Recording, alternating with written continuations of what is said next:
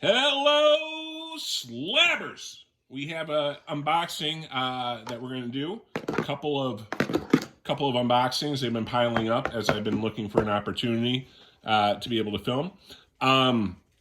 Real quick, a couple of house cleaning items. I've talked about them before, but I'm going to put a link in the description to Dragon Ink Comics.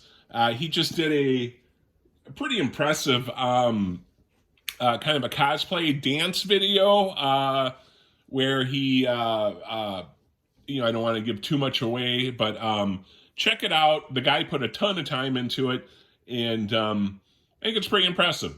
Certainly, with the exception maybe of the Brian LCS dancing troupe, some of the best dancing I've seen in the comic community.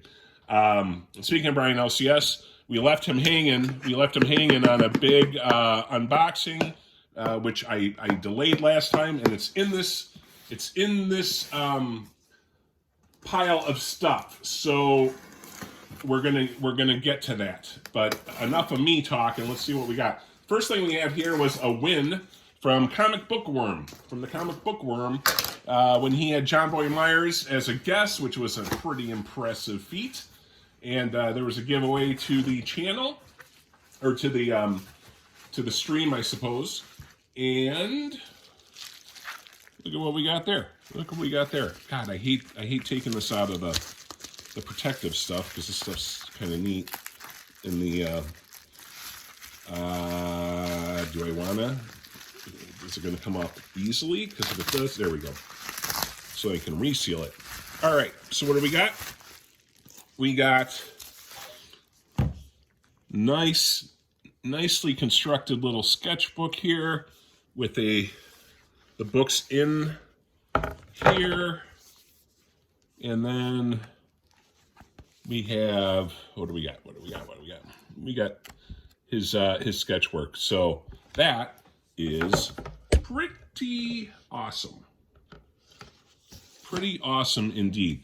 So thank you to Bookworm and Otaku for putting together that series of interviews, and specifically thank you to John Boy Myers for being generous and giving that out to the stream.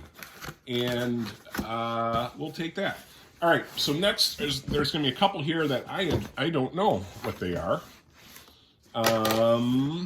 This one I think just came today. So let's see what we got. I think we got the standard. Let's waste everybody's time by having too much wrapping. Blah blah blah. I think a couple of these are entries into the already mentioned She-Hulk run that we've had. Oh, this is interesting, because I thought I ordered two from this seller. No, maybe I didn't. Maybe this was just one. All right. So another addition to the sensational She-Hulk run. This is issue 49. And it looks like a little switcheroo between Wheezy and She-Hulk on the cover. So there we go. Another one slab closer to finishing our goal on that. One slab at a time. We do what we can here. Next, let's see what we got. This is coming from. These guys are professional because they got their own. I did a terrible job cutting that. Let's see here. There we go. They're professional because they have their own tape. That is a high level of packing when you have your custom tape. Nice box. This box will be reused. I don't agree with Comic Journey about much, but reusing packing materials is certainly something I believe we share a common viewpoint on, and mine is based solely on the economics of it and being cheap. All right, so what do we got? We have a lot of peanuts that are going to be a little bit messy. A lot of static, so this part kind of sucks. Let me get these so they don't fly out all over the place. Okay. All right, what do we got? So as I'm opening this, I got to stay off of Whatnot. I got on there last night. I took my sleeping pills, got on there, woke up, didn't even remember that I had been on there. And there's $1,000 of purchases I made. So that is not a good thing when you don't remember what's going on. All right, so what do we get? We got another Sensational She-Hulk. Let's get this thing off there. This is number 15. I think this is the first gray She-Hulk appearance. This cover, let me try to get less glare. Or maybe a better angle is the way to go here, huh? So, yeah, that's a better, less glare. So, so this cover, if you haven't seen this cover before, you've probably seen other versions of it because it's been homaged. And it might be an homage itself. I'm not sure where the original version of this is. But another She-Hulk, another one down, one step closer to completion. All right. We have two left, saving the big one for last. What do we have here? There's been less Campbell. I've been getting less Campbell stuff because I'm kind of trying to be a little more selective on some of the Campbell buys.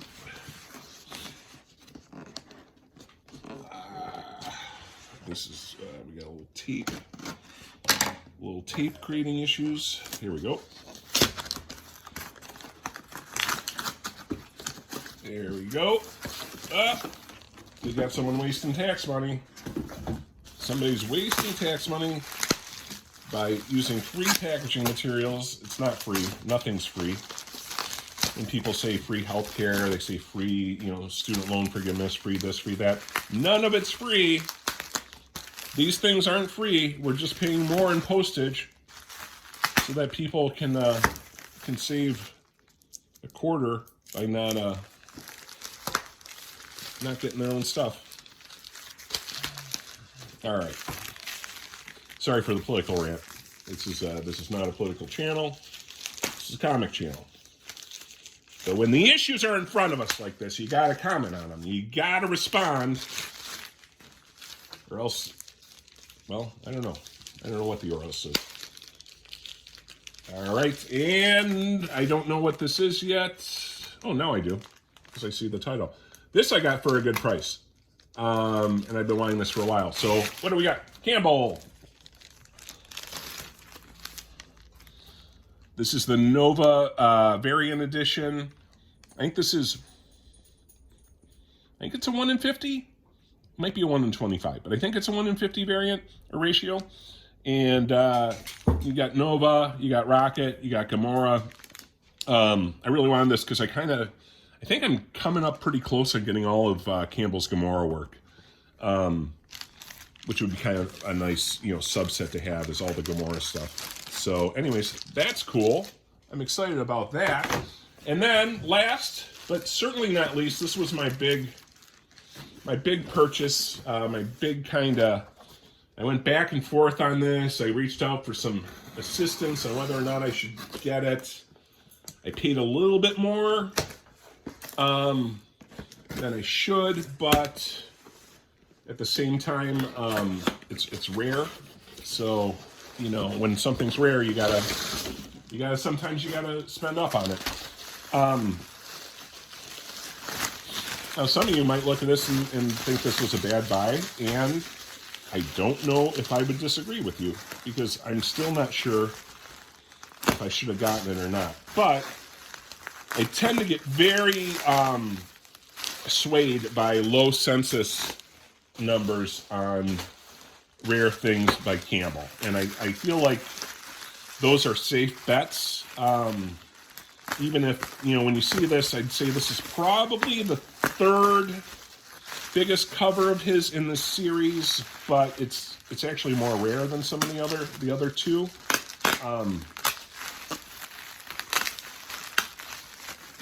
So, you know, again, I don't think you can go wrong with low census Campbell stuff, right? So this was and again, this was a ratio. I think it was a 1 in 25. Looking at it for the first time, make sure that CGC didn't give it a, you know, one of its love taps and encasing. Looks okay. So here it is. This is, I don't know if we're going to be able to get a good enough with the angle. It's Witchblade 151, the ratio, and it's kind of cool. You got the, you know, kind of the starlight kind of offsetting there. Some people call this the pregnant cover because, let's see if we can get a non-glare. Wow, this glare is terrible, isn't it? How do I, let's just play around till we get something. So you see a little baby bulge there.